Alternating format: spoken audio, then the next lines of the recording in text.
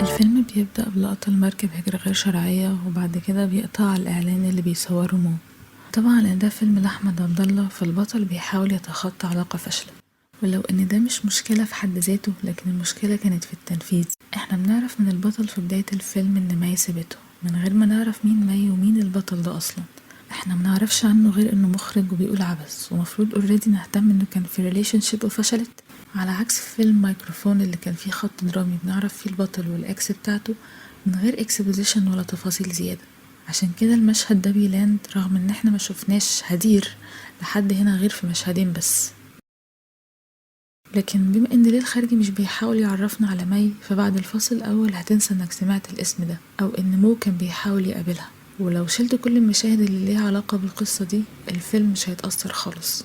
وفي شخصية اسمها دينا، بس كل ما بتتكلم بتبقى عايز تقول يا ديني. محاولتنا للهروب، الحاجات اللي متعودين عليها، الحاجات اللي بتملكنا. دينا بتحاول تقنع مو ان في واحد في مركب هجرة غير شرعية ممكن يتسلى بقراية رواية احمد ناجي، على اساس ان دي حاجة معقولة مثلا. وعموما هو ده العالم اللي جاي منه مو، عالم متغلف جدا بطبقته، ناس مهتمة بقضايا ناس شبهه بس. لكن ده بيخلينا نسأل، ليه مخرج من العالم ده عايز يعمل فيلم عن ناس بعيدة عنه جدا طبقيا؟ ليه شايف نفسه مؤهل ان يحكي قصة زي دي؟ وانا مش بقول ان لازم المخرج يتكلم عن طبقته بس، لكن لو هيتكلم عن طبقة تانية لازم يكون عنده وعي طبقي عشان يقدر يشوف حاجة أبعد من الهدوم المقطعة والبيوت القديمة. الحكاية مش حكاية البيت يا عم الجاي، مشكلة الناس اللي عايشة ولازم تعيش. ما تظلمنيش يا عم الجاي، مؤاخذة يعني. مغرفة الفول اللي كانت بمليم بقت دلوقتي بنص ريال. سلام عليكم. لكن بما ان الوعي ده غايب عن مو، فلازم نسأل، هو شايف حاجة أبعد من المناظر دي، ولا دي مجرد بحلقة أو جيز من ساكن المعادي على القرية الفقيرة؟ الحاجة التانية ملفتة للنظر هنا هي غياب الحوار في الفيلم اللي بيتخيله مو، مش لأن القصة ما كانتش واصلة، لكن المشكلة كانت في مو نفسه. ان مو كان بيهرب بالفيلم ده من رغي مصطفى وآرائه، اللي احنا عارفين ان هي مش حاجة خاصة بمصطفى وبس، دي حاجة بيشترك فيها ناس كتير، وغالبا بطل الفيلم ده كمان. فازاي مو زهقان من ده وفي نفس الوقت بيتخيل فيلم عن ده؟ وهنا غياب الحوار مش بيبقى مجرد اختيار فني، دي النسخة اللي بيفضلها مو من الطبقة دي، شخصيات صامتة في أماكن فقيرة، ما بتعترضش على بحلقته ومش بتقاومها، مش بتتغير مع أي حاجة بيعرفها مو على أرض الواقع زي ما نشوف في الفصل التاني، لكن بتتغير بس بتغيير مزاج مو، الشخصيات المثالية للتلصص. في بداية الفصل التاني مو بيعلق مع السواق مصطفى، اللي هو بشكل واضح من منطقة شعبية. التعليقة دي اللي هتكون بوابته لطبقة غريبة عنه، ايه البوك كده؟ غريبة لدرجة الانبهار لما بيدخل أوضة أحمد مالك ويلاقي حاجات عادية جدا. ايه ده في كلب ويندوز في بيت سيريانوسي. هناك بيقابل توتو اللي هيدور حواليها الصراع بين مو ومصطفى لآخر الفيلم، والفيلم نفسه هيكمل كده، شخص ذو امتيازات بيجي في طريقه ناس عديم الامتيازات، فيقرب منهم، وبعد حدث مؤسف يبتدي يحس انه مش في مكانه، ويعيد التفكير في وجوده معاهم، لكنه بعدها بيكتشف البهجة في حياة البسطاء ويقرر انه يستنى، ولما يقعوا في مشكلة بيساعدهم رغم ان كان ممكن ما يساعدهمش وينجو بنفسه. وينتهي الفيلم بصداقة جميع الأطراف وتغيير شخصية البطل بعد ما مر بتجربة مؤثرة حسسته بالرضا عن امتيازاته. الفيلم ده فليفر مصري من نوعية أفلام سيئة بتتسمى أفلام الوايت سيفير أو المنقذ الأبيض، بس بدل امتيازات العرق بامتيازات الطبقة. وخلينا نمسك الموضوع واحدة واحدة. وايت مان نو جود، وايت مان بامبولو بابا. السنة هي 2009. ساندرا بولوك بتفوز بالأوسكار عن فيلم The Blind Side، اللي بتلعب فيه دور ست سرية بتتبنى مراهق من أصل أفريقي وبتساعده عشان يوصل للجامعة ويحترف كرة القدم، وكل حاجة غلط في الفيلم تتلخص في المشهد ده. Never had one before. What, a room to yourself? A bed.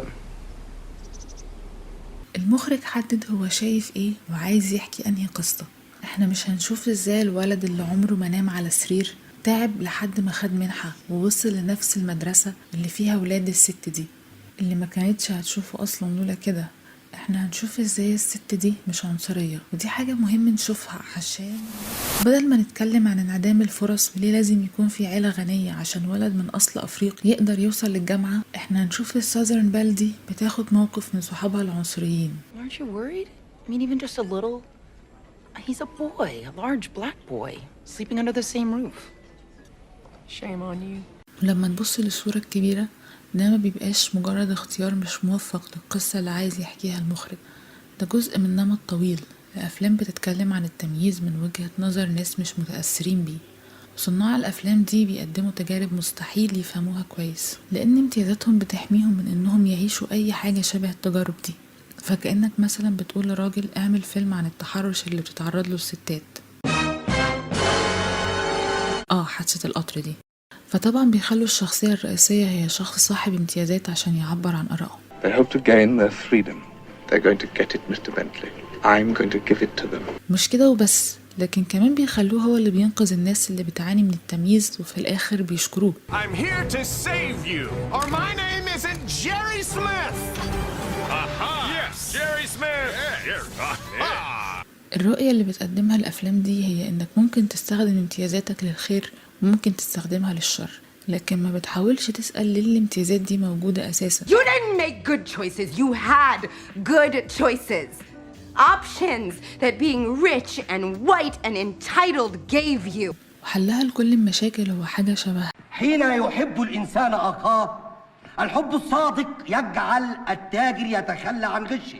وفي ظل مشاعر الحب والصداقة بننسى نسأل إذا كانت الشخصية الرئيسية دي نفسها بتستفيد من الوضع السيء لباقي الناس أو حتى بتشترك في صنعه، زي مثلا في The Blind Side ليان توهي، مؤيدة فخورة البوش اللي إدارته خدت قرارات بتقلل وصول الأفريكان أمريكانز للتعليم الجامعي، كأن المنقذ ده هو اللي بيخلق الوضع اللي بيخلي فيه ناس محتاجين إنقاذ في المقام الأول.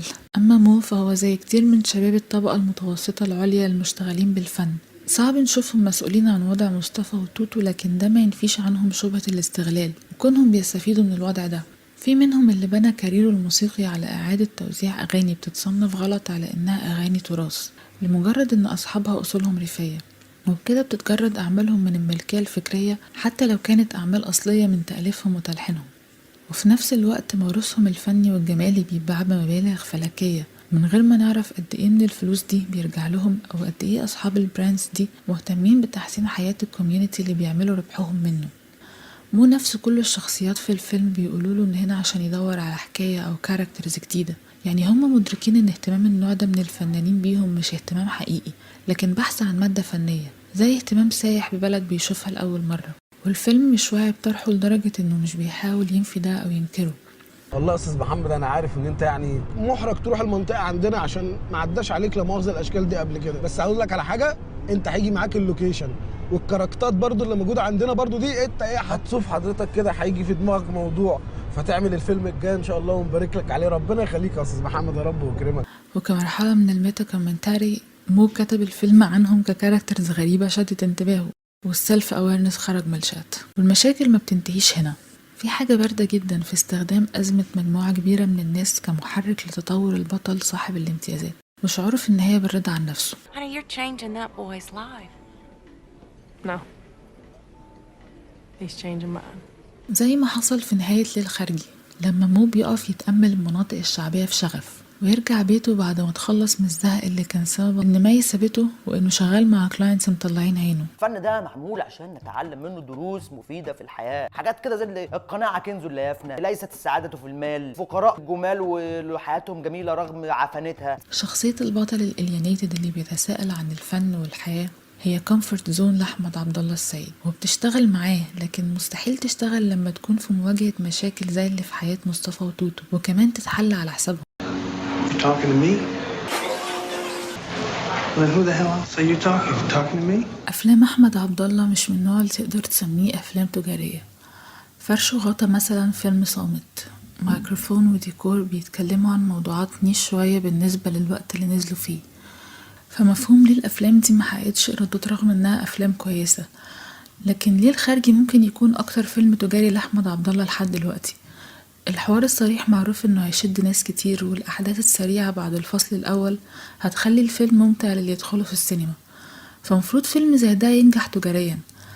بس لغة الفيلم بتخون نفس الجمهور اللي بتحاول تجذبه، الجمهور اللي حياته أقرب لمصطفى وتوتو منها لمو ودينا. الكاميرا بتتعامل مع مشاهد من حياتهم بانبهار غير مبرر. الفيلم نظرته لمشاكل مصطفى وتوتو إنها فرصة لمو عشان يتغير، ولما جت النهاية ركزت على تأملات مو، وفي الخلفية مصطفى وتوتو بيستعدوا ليوم تاني من الكدح. فليه الناس هتدخل فيلم عن واحد الفقر والبهدلة بالنسبة له مغامرة، حاجة كسر بيها روتين حياته وبعدين رجع لها وهو بيقول الحمد لله الذي عافانا، وده بافتراض انهم كملوا بعد أول ساعة ميتة في الفيلم.